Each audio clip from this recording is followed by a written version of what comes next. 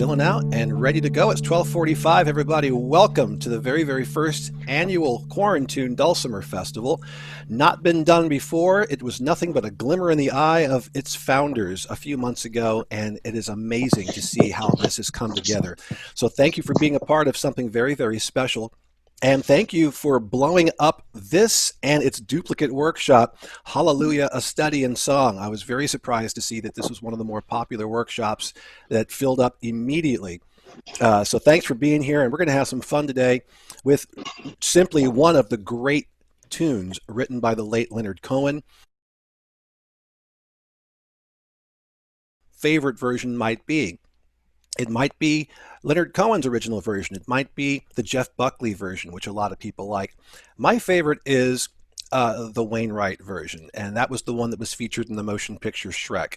But they're all very similar. They're all very simple, and today we're not only going to be looking at the construction of the tune, the writing of the tune, but also how to play it to the best of our abilities. I'm going to do a little strum here. Make sure you guys can hear the dulcimer okay.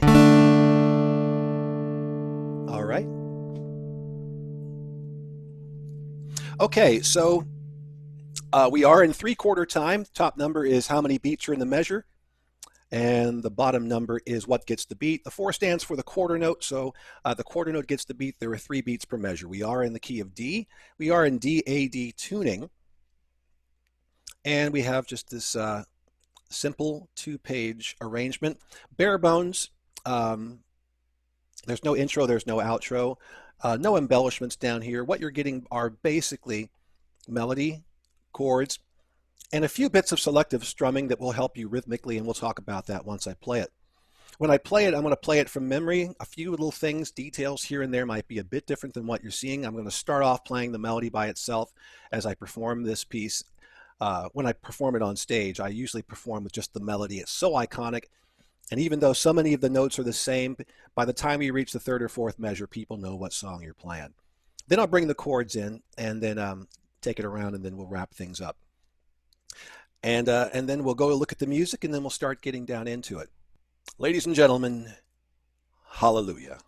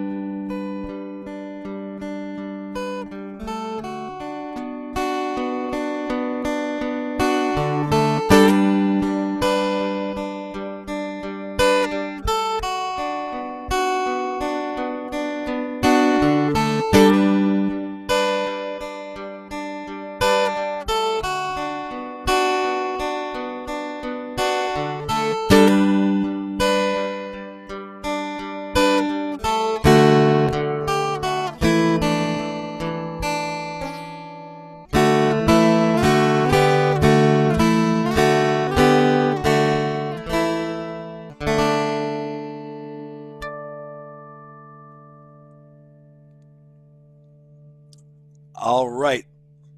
Such a beautiful song. Such a wonderful song in so many different ways. Even as an instrumental, it really speaks to the heart, doesn't it? Just a great, great piece of music. All right, so what I'm going to do right now is I'm going to share my screen here to the music. We're going to take a visual look through everything. So I'm going to activate this. Whoa, that's not what I wanted. Get out of there. What is that? Don't you love it when you slide on your iPad and everything but what you wanted to have happen happens? You're like, whoa, hey, okay. Okay, so here's our music. And once again, a lot of the stuff you heard me play is not in this music. I wanted to give you a bare bones arrangement first before we got into how to add things up, how to dress up arrangement a bit. We've got melody, we've got chords, and as I mentioned, we've got some other little bits of rhythmic things here that I'll talk about to help you get through the piece. But everything else is for you to add. It's for you to add these extra little bits to make it more your personal approach to playing it. So we'll start off by looking at the first line here. And you can very clearly see the rhythm of the piece and how we surge through everything by the stacks of notes across all three strings. So the downbeat of the first measure, the 004, you can see another pulse come in. Two measures later, the 2-3-5, the B minor chord there on the downbeat of measure 3. You see the same thing in measure 5. So there is a very subtle push and a pulse movement that happens every couple of beats. And that's indicated by those tall stacks of chords. Everything in between, you'll find that those lines are moving diagonally across the strings, arpeggiating. And all we're doing really is taking the chord that we're playing and we're just arpeggiating through it. So you can see that with the 2-3-5 in measure 3. If it's on the melody string, more often than not, it is the melody. If it's not on the melody string, it's chord support, it's also rhythmic support. So once we play that 2-3-5, all the fives there, including the one that's part of the chord, are all melody. And then you'll see in the measure following that we are moving ourselves across the strings and arpeggio. But when it comes back to the melody string, it's melody once again. A great songwriter, even a good songwriter, will know that the best and the most easily singable melody is going to be one that incorporates elements of the chord that's supporting the melody. So if it's a B minor chord, to choose notes out of the B minor chord as your melody are going to work out the best. That not only makes it easier to sing, but it also makes it easier to play, because once you find the chord, the notes of the melody are inside the chord. You don't have to go scampering all over the fretboard to find everything. And that's the solution here, and that's what Cohen did, because he is a fabulous songwriter and mindful of that sort of thing. But what's happening on the other strings is super important, because melodically, you know, that's being carried by the melody, obviously. But these are providing rhythm, and without us having to work so hard at trying to find fill-in rhythms. And my one basic rule for fill-in rhythms is melody is sustaining for longer than a dotted quarter note. You know, around dotted quarter note, half note, tied notes that last longer than that. That's where the rhythm of the melody is going to slow way down, because that melody is sustaining and holding one note for a long period of time. So if we aren't doing something else in the background, it sounds like the song has just come to an end and people may start plotting and you're like, wait, no, there's more. So I use something called selective strumming, which is if I want to add some additional rhythm beats, whether they be strums or arpeggios or whatever, I concentrate those on the middle and bass string and I leave the melody string alone. Reason for that is, let's say our melody is sustaining as it is in measure 3. It's a dotted half note. So there's 3 beats of melody. Well, actually, no, that's the top chord. We've got 3 individual melody notes there. And then it holds, and nothing else happens for about 2 beats. If I didn't do something else, it would sound like the song was done. But if I come back over and start messing around with the melody string, it's going to bring additional beats into the melody, and then that changes the melody, the rhythm of the melody, and starts to render that song unrecognizable to other ears. So my rule of thumb is if the melody is sustaining for longer than a beat and a half, that I focus my attention on the bass string and on the middle string, but I don't touch the melody string until it's time for the melody to move again. That's the pattern that you're seeing here, especially in this first measure. So let me play it, just this first measure here.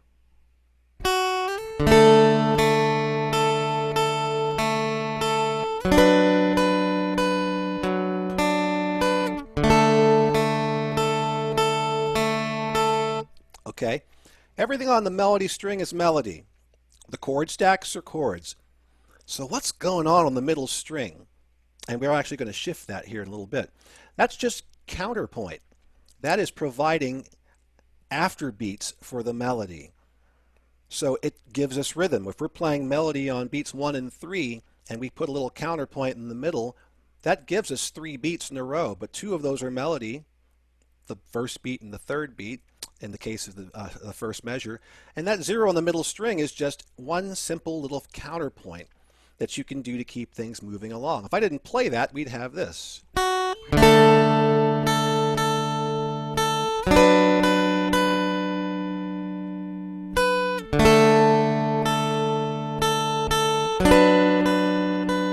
Compare that with the counterpoint on the middle string.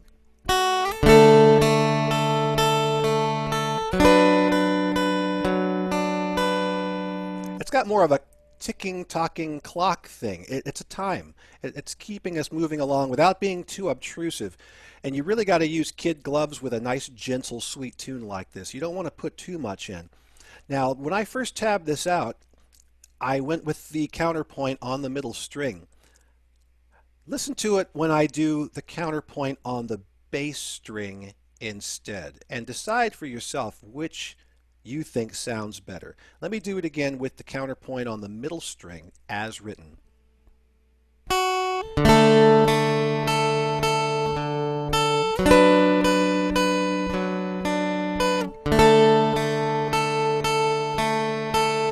And now I'm going to move that, everything I'm doing on the middle string, I'm moving now to the bass string. Take a listen to this.